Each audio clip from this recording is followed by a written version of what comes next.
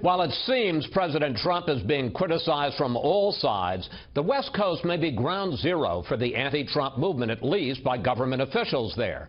Correspondent Dan Springer has that story tonight from Seattle. I'm filing a lawsuit today in federal court against President Trump.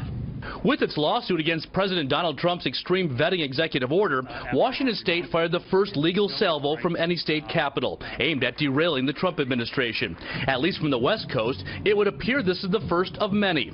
Washington's Democratic Governor Jay Inslee joined the protesters at the Seattle airport, and critics say took hyperbole to a new level.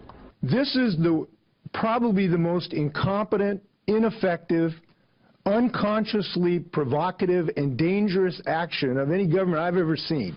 Oregon's Kate Brown, the country's first openly bisexual governor, protested Trump in the Women's March, declared Oregon a sanctuary state, then sent a mass email inviting people to join her newly formed Trump resistance team. She wrote, "Now more than ever, we must bring communities together to resist in a divided nation."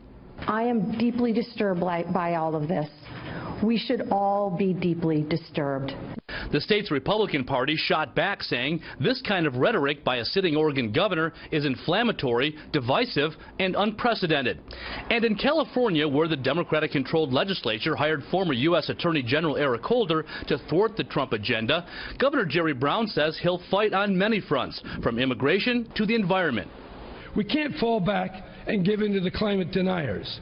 The science is clear. The danger is real.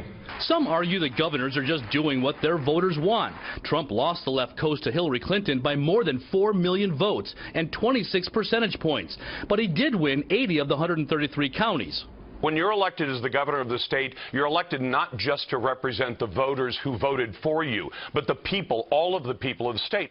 The West Coast states could take the role Texas played during the Obama administration. It filed 48 lawsuits, defeating the president's plan to ease the threat of deportations for some illegal immigrants, losing on blocking Syrian refugees, and still fighting 20 cases, including the Clean Power Plan.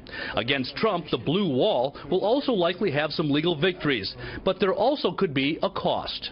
They're going to further alienate Americans by suggesting just how far to the left the Democrat Party is tilted. They know that from Bernie Sanders' success during the campaign and from Hillary Clinton's failure.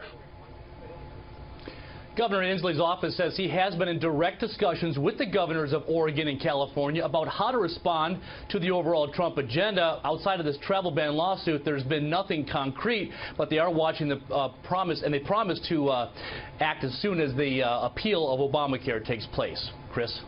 Well, Dan, as we know, the Ninth Circuit Court of Appeals is set to announce its ruling on President Trump's travel ban sometime this evening, and the lawsuit, of course, started there in Washington State. Are they gearing up for a fight? Well, if this is any indication, the Attorney General, Bob Ferguson, has already said that he will have a news conference the minute that this decision is handed down. I would expect that his office and Governor Jay Inslee will fight this as far as they're allowed. Chris? Dan Springer reporting from Seattle. Dan, thanks for that.